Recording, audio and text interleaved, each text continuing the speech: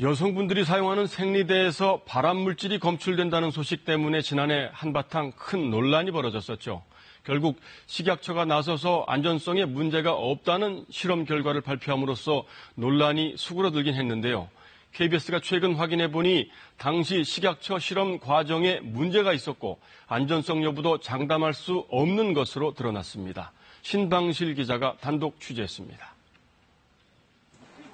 상품 진열대에서 생리대를 둘러보는 여성들. 유해성 논란이 있은 뒤로는 제품에 선뜻 손이 가지 않습니다. 믿을 수가 없죠. 그래서 저 같은 경우도 그 천으로 된 면생리대로 싹 바꿔버렸거든요. 지난해 식약처의 실험은 발암물질인 벤젠 등 휘발성 유기화합물 검출에 집중됐습니다.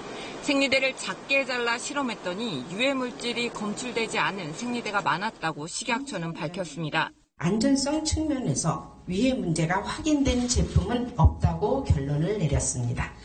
하지만 KBS가 입수한 식약처 내부 문건을 보면 당초 발표와 결과가 다릅니다.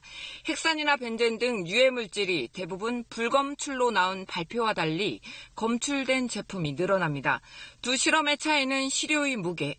최종 발표 당시 생리대 시료는 0.1g, 그러나 KBS가 입수한 내부 문건은 0.5g으로 실험한 내용입니다.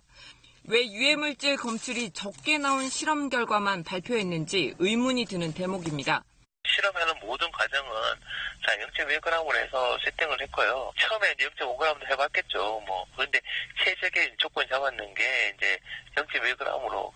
생리대 한 개의 무게는 5g 정도, 0.1g 시료는 50분의 1에 불과합니다. 시료의 양이 충분하지 않으면 유해물질의 검출 확률도 떨어질 수밖에 없습니다.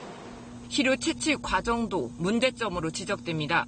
생리대를 가위로 자르는 과정에서 휘발성이 강한 유해물질이 빠져나갈 수 있다는 겁니다. 이 VOC가 외부로 방출될 수 있다는 가능성을 충분히 염두에 두고 실험을 했어야 되는데 식약처 실험 과정에서는 그런 흔적이 보이질 않아요. 전부 또는 일부가 방출되고 난 다음이니까 의미가 없는 거죠. 생리대 부작용을 호소하는 목소리가 이어지면서 식약처 실험 결과에 대한 의문도 계속되고 있습니다. KBS 뉴스 신방실입니다.